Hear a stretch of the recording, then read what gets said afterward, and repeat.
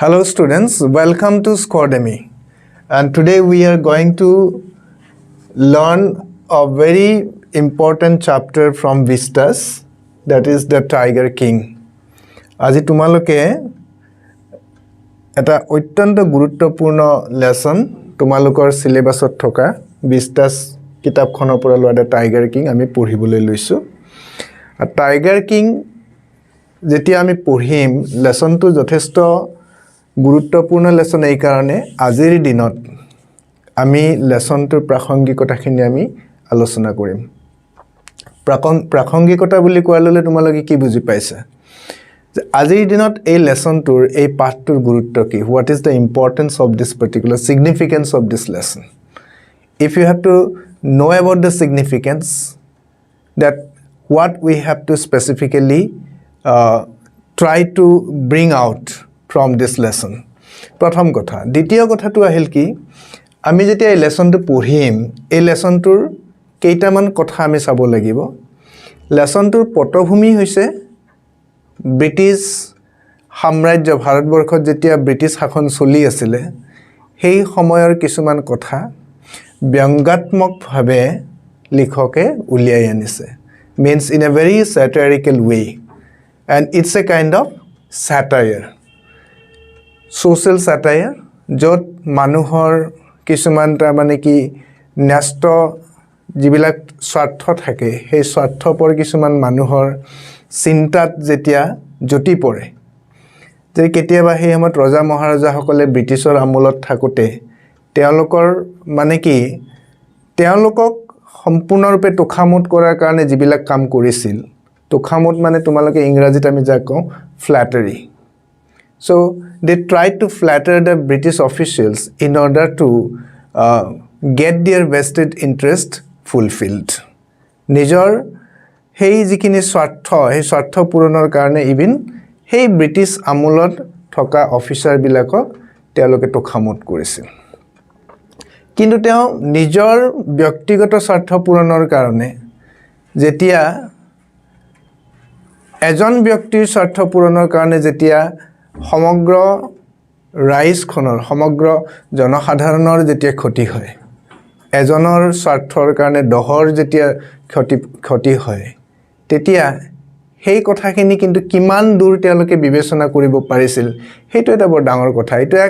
এক ধৰণৰ তা মানে কি প্ৰহসন যে শাসনৰ নামত নিজৰ ব্যক্তিগত স্বাৰ্থ সম্পূৰ্ণৰূপে তা মানে কি পূৰণ কৰাৰ কাৰণে সামাজিক দায়িত্ববোধখিনি জলাঞ্জলি দিয়া পাৰিপাৰ্শ্বিকতাৰ কথা চিন্তা নকৰা পৰিবেশ সম্পৰ্কে কোনো ধৰণৰ চিন্তা নকৰা এই গোটেই কথাখিনি খুব খুহুটিয়াভাৱে লিখকে এই লেসনটোৰ মাজেৰে লৈ আহিছে The Tiger King is a social satire and through this particular story the writer has satirically brought out all the important elements of certain that means social aspects. So the Tiger King by Kalki is a very important story for us. Ami agote story to eta introduction eta ami arambhoni eta ami kene dhorone ta mane ki story to sinaki kori dibo khojisu. Eto hoise ki the story the Tiger King is a satire on the pride. It's a satire on the pride and stubbornness of those in power. Satire mane ami koisu ব্যংগাত্মক যেতিয়া আমি কথা কিছুমান কওঁ it is a ব্যংগাত্মক লিখনি বিলাকে হৈছে satire এইবিলাকে হৈছে satire satire হল কি আমি হাঁহি আৰু কিছুমান তা মানে কি হাস্যৰসৰ মাজেৰে ইনডাইৰেক্টলি পৰোক্ষভাৱে আমি সমাজৰ কিছুমান যিবিলাক লেটেৰা চৰিত্ৰ বুলি কওঁ আমি যিবিলাক নেতিবাচক যিবিলাক চৰিত্ৰ সেইবিলাক উদঙাই দেখুৱাই দিওঁ আৰু সেই ব্যংগাত্মক লিখনিবিলাকৰ মাজেৰেই আমি তা মানে কি যেনেকৈ আমাৰ অসমীয়া সাহিত্য তোমালোকে পাইছিলা লক্ষ্মীনাথ বেজবৰুৱা আছিল গতিকে লক্ষ্মীনাথ বেজবৰুৱা ৰখৰাজ লক্ষ্মীনাথ বেজবৰুৱাৰ সাহিত্যৰ মাজেৰেও আমি হাঁহিছো কিন্তু হাঁহিৰ মাজেৰে তেওঁ উনুকিয়াই থৈ গৈছে অসমীয়া সমাজখনৰ কিছুমান কথা এনেকুৱা বহু কথা আছে যিবিলাক কথা আমি আৰু তেওঁ কি বিচাৰিছে what he wants a kind of rectification and reformation in the society so satirist যিবিলাক আছে যিয়ে লিখে satire যিবিলাকে লিখে তেওঁলোকক আমি কি বুলি কওঁ satirist বুলি কওঁ satirist ব্যংগাত্মক ব্যংগ লিখক আমি যিবিলাক আছে and stubbornness of those in power আৰু যিবিলাক শাসনত থাকে ক্ষমতাত থকা মানুহখিনিৰ যেটো stubbornness মানে কি যেটো জেদ ভাব সেই জেদ ভাবটোকে তাৰমানে এই লেখনিটোৰ মাজেৰে প্ৰকাশ কৰিছে আমি বহু ক্ষেত্ৰত কি হয় শাসনত থকা মানুহখিনি তেওঁলোকে ভাবে যে মোক লাগে মই কৰাবই লাগিব মই মানে মই আৰু তাতে মানে কি the king can do no wrong ৰজাই কোনো ভুল কৰিব নোৱাৰে এনেকুৱা ধৰণৰ মনোভাৱ যিবিলাক সেইবিলাকো যেন মানে এই লিখনিটোৰ মাজেৰে আনিছে তাৰ পিছত পাৰিপাৰ্শ্বিকতাৰ ক্ষেত্ৰতো আমি যেটা জীৱ হত্যা জন্তু হত্যা that animal act আজি আমি কি পাইছো animal actor আন্ডাৰত আমি জন্তু হত্যা কৰিব নোৱাৰো আমি জেললৈ যাব লাগিব so but at that time hunting was a kind of sports and specifically for those people in power the aristocratic class the sophisticated class যিবিলাক আছিল সমাজৰ যে উচ্চ ধনিক শ্ৰেণীৰ যিখিনি মানুহ আছিল তেওঁলোকৰ কাৰণে ৰজাই হোক বা ৰজাবিলাকৰ এটা সময়ত কি আছিল তেওঁলোকৰ একদম সিপাহী সন্তৰিক লৈ পেলাই এসপ্তাহ বা মাহৰ কাৰণে তেওঁলোকে বনলৈ গুছি গল they go to the forest for the purpose of hunting so this is what you see the story the tiger king is a satire on the pride and stubbornness of those in power এটা যেটো জেদ মনোভাব stubbornness কঠোৰতা যে মোক লাগিবই জেদি ভাব যেটো হেইটো is stubbornness so the writer takes us to the days of autocratic and eccentric kings আমাক লেখকে কলৈকে লৈ গৈছে autocratic হেই যিবিলাক স্বেচ্ছাচাৰী হেই সময়ৰ যিবিলাক শাসক ৰজা eccentric কেৱল মানে কি নিজৰ স্বাৰ্থৰ কথা যিবিলাক চিন্তা কৰে খেয়ালি মনোভাৱৰ হেই ৰজাৰ দিনলৈকে আমাক লৈ গৈছে so there was a particular time in our society in India that means what you see those are the days when the kings were the rulers and they ruled the country and what happens what you see in many cases where the people had to undergo a lot of sufferings and that means the plights of their life they had to that means what you see means what undergo any kind of means what the sufferings to any extent because what you see whatever the kings wanted that should be done according to them and that must be done আৰু হেতু কৰিবই লাগিব আৰু এটো কৰা তেওঁলোকৰ কাৰণে যেন উচিত আছিল so এনেকুৱা ক্ষেত্ৰত কি হৈছিল প্ৰজাবিলাকৰ the subjects had to suffer a lot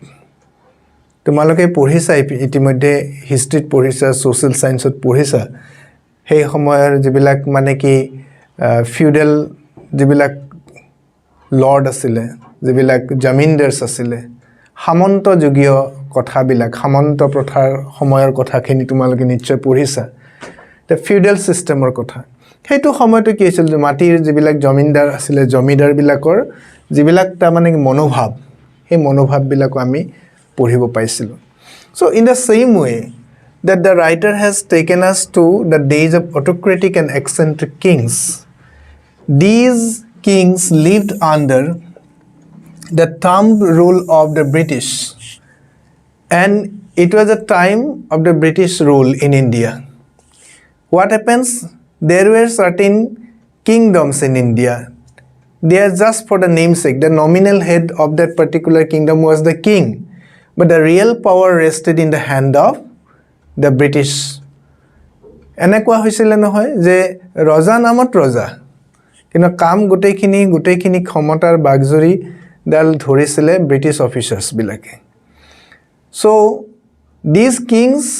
for the sake of their own that means what interest they were ready to go to any extent to fulfill the purpose of those British officials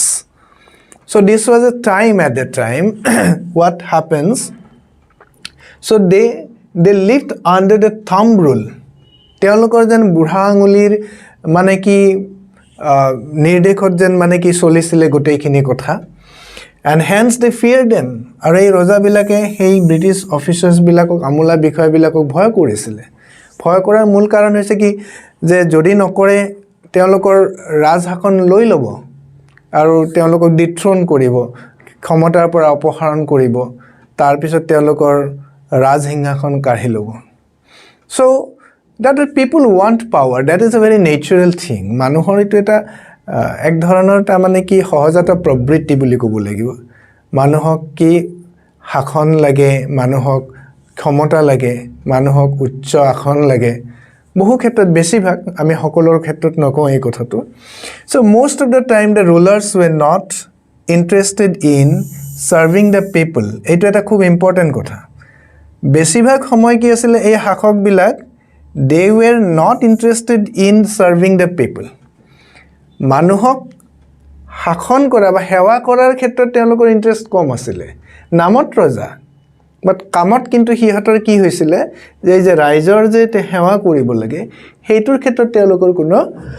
interest নাছিল বা আগ্ৰহ নাছিল so they working for the welfare of the public they were working for the welfare of the public that was not their interest হেইটো interest নাছিল হিহঁতে they were not working for the welfare of the public জনসাধাৰণ জনকল্যাণৰ কাৰণে তেওঁলোকে একো কাম কৰা নাছিল বা ইন্টাৰেষ্টেডো নাছিল দুই এজন ৰজা ব্যতিক্ৰম আছিল হেয়া বেলেগ কথা instead they spent their time in foolish pursuits নিজৰ কিছুমান আমি এনেকুৱা ধৰণৰ কিছুমান কামত তেওঁলোক সদায় ব্যস্ত আছিল এক ধৰণৰ it was called a foolish pursuits এক ধৰণৰ মূৰ্খামি ক'বলৈ গ'লে তেওঁলোকৰ নিজৰ ব্যক্তিগত স্বাৰ্থ পূৰণৰ কাৰণে এনেকুৱা কিছুমান কাম কৰিছিল যিবিলাক কাম আজি হয়তো আজিৰ দিনত আমি হাঁহিম এক হাঁহিয়াতৰ পাত্ৰ but at that time the kings got them done all those that means the people were brought under their rule and they were compelled to do certain things which were completely beyond the principle of the rules শাসনৰ নীতিগত ফালৰ পৰা হেয়া বহুত বাহিৰত আছিল কিন্তু তথাপিও সেই কামবিলাক কৰাই লৈছিল নিজৰ ব্যক্তিগত স্বাৰ্থৰ কাৰণে they flouted all laws they flouted ভেঙুচালি কৰিছিল আইনৰ যিটো ল বুলি এটা আইন বুলি যেটো কথা আছিল হেইটোক ভেঙুচালি কৰিছিল হেইবিলাক ডাঙৰ কথা নহয় can you imagine the tiger king killed 99 tigers and in today's means what you see time if it happened then what could that means what you see happen to him তেওঁৰ ক্ষেত্ৰত আজি কি হল হেতেন so these people that means what you see these kings at that time they were the rulers they were the means what you see legislators they were the rule makers and they were the rule breakers they were everything that's why they could do anything to their whims তেওঁলোকৰ নিজৰ খেল খুচি তেওঁলোকে কামবিলাক কৰিছিল so they flouted all laws and bent them to suit their selfish interest আৰু সকলোবিলাক আইন যিবিলাক আইন তেওঁলোকে কৰি লৈছিল সৃষ্টি কৰি লৈছিল নিজৰ ইন্টাৰেষ্টৰ মানে কি নিজৰ যিখিনি ইন্টাৰেষ্ট নিজৰ স্বাৰ্থ পূৰণৰ কাৰণে হেবিলাক তেনেকৈ কৰি লৈছিল to suit their selfish interest হেবিলাক নিজৰ স্বাৰ্থৰ পৰিপন্থী কেতিয়াও নাছিল হেবিলাক নিজৰ স্বাৰ্থৰ পূৰণৰ কাৰণে হেই গুটেখিনি আইন তেনেকৈ সজাই লৈছিল যাতে ৰজাৰ কাৰণে হ'ব প্ৰজাৰ কাৰণে নহয় ৰজাৰ কাৰণে everything is possible for the king everything was possible and for that means public it was not possible The Maharaja of 𝗏𝗏𝗿𝗃 tried to belie what was written in his fate. Tried to belie what was written in his fate. Storyটোৰ মূল protagonist হৈছে আমি আজি মই থিমটো প্ৰথমতে ইন্ট্ৰোডাকশন খিনি মই দিব খুজিছো এটা চিনাকি that এই গোটেই টাইগাৰ কিং কোন হয় তেওঁ আছিল এজন মহাৰাজা 𝗏𝗏𝗿𝗃 he is the protagonist of the story এই গোটেই কাহিনীটোৰ নায়ক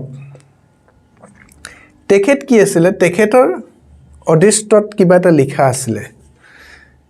যে আমি বহুত ক্ষেত্ৰত জ্যোতিষীৰ ওচৰলৈ যাওঁ জ্যোতিষীয়ে কৈ দিয়ে যে ইমান বয়সত ইমান আপোনাৰ ৰিষ্ট আছে same is the case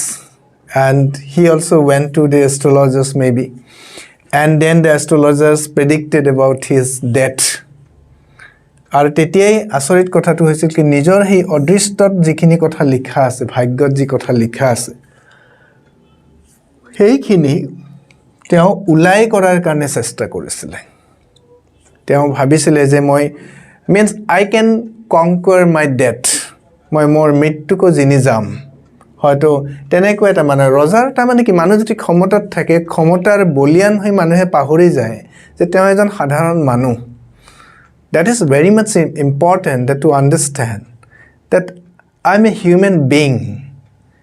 whatever power I have but I have to that means that mingle with the soil one day after my death the death comes to all that death is a great leveler মৃত্যু সকলকে সমান কৰি থৈ যাব মাটিৰ লগত আমি মিলি যাম কিন্তু মানুহে পাহৰে মৃত্যুৰ পিছত কি হেক আমাৰ এই নশ্বৰ দেহ একো না থাকিব সো এনেকুৱা এটা পৰ্যায়ত যেতিয়া ৰজাই নিজৰ ইভিন অদৃষ্টৰ সেই যিখিনি কথা সেইখিনিক তেওঁ যেন মানে উলাই কৰিব খুজিছিল and after that the chief astrologer had predicted that the cause of his death would be a tiger যিজন মূল এষ্ট্ৰোলজাৰ জ্যোতিষী ৰজাৰ থাকে নহয় তেনেকুৱা ৰজাৰ গোটেইখিনি মানুহে আছিল জ্যোতিষী লগত ৰাখিব বা বিভিন্ন তেওঁলোকৰ স্কলাৰ কিছুমান তেওঁলোকক উপদেষ্টা হিচাপে নিজৰ উপদেশ পৰামৰ্শবিলাক লোৱাৰ কাৰণে মন্ত্ৰীমণ্ডলী আছিল so he had the chief astrologer and the chief astrologer had predicted that the cause of his death the মৃত্যুৰ কথাটো কি কৰিছিল মানে ভৱিষ্যৎবাণী কৰিছিল he predicted so he তেওঁ ভৱিষ্যৎবাণী কৰিলে that the cause of his death would be a tiger তেওঁৰ মৃত্যুৰ কাৰণ এটা কি হ'ব এটা বাঘৰ হাতত তেওঁৰ মৃত্যু হ'ব সেই কাৰণে এই কথাটো আহি গল আমাৰ টাইগাৰ কিংৰ কথাটো যেতিয়া ৰজাক কলে যে বাঘৰ হাতত মৃত্যু হ'ব গতিকে মই বাঘ মাৰি সাফা কৰি দিম I will finish all the tigers in the forest so that no tiger can take my life because I am a king so why should I means what surrender to a tiger so the king tried his best to belie the prediction and his campaign of tiger hunting was very successful তেওঁ tiger hunting campaign আৰম্ভ কৰি দিলে he was successful no doubt all his strategies and wise plans worked till he killed 99 tigers তেওঁ বিভিন্ন কৌশলেৰে 99টা বাঘ মাৰি পেলালে but the 100th tiger eluded him till his death কিন্তু 99টা বাঘ মাৰিলেও এষ্ট্ৰোলজাৰে কৈছিল যে আপোনাৰ 100 নম্বৰ যেটো বাঘ হেতু বাঘৰ হাতত আপোনাৰ মৃত্যু হ'ব গতে 99টা মাৰাৰ পিছতো তেওঁ টোপনি অহা নাই কাৰণ এটা বাঘ বাকি আছে so he will have to kill the 100th tiger then only he will be able to have a peaceful sleep and he thought that he would be able to do that so but the 100th tiger eluded him till his death মৃত্যুৰ সময়লৈকে হি 100 number বাঘটোৱে তেওঁক মানে কি কৰি থাকিলে completely হন্ট কৰি থাকিলে এতে মই কেনেকে 100 নম্বৰ বাঘটো মাৰো so the irony of fate brings quite an unexpected end of the Maharaja, the hero who killed 99 tigers, couldn't kill the only one that was left. যিজন নায়কে 99টা বাঘ মাৰিলে কিন্তু শেষ বাঘটো তেওঁ মাৰিব পৰা নাই হে এক বৰ ডাঙৰ কথা the last tiger he thought to be dead survived আৰু যেটো 1 নম্বৰ বাঘ তেওঁ যেটো মাৰাৰ পিছত তেওঁ ভাবিছিলে বাঘটো মাৰিছে আসলতে মৰা নাছিল হেতু জীয়াই আছিল in another way here আমি আহিম ষ্টৰীটোৰ ক্ষেত্ৰত the king's bullet had missed its mark বাঘটোক মাৰিব লাগিছিলে বাঘটো নমৰি পেলাই বাঘটোৰ কাৰণে যেটো ছাগলী বান্ধি থৈছিলে ছাগলীটো মৰিলে তেওঁৰ গুলি তাৰমানে কি হল তেওঁৰ গুলি সঠিক ঠাইত না লাগিলে বাঘটো যেটো বাঘ আনকনশিয়াস হৈ পৰি গল হেতু আসলতে এক ধৰণৰ হাৰ্ট ফেইলিয়ৰ বুলি ক'ব লাগিব কিয় কাৰণে শব্দটোতে বুঢ়া বাঘ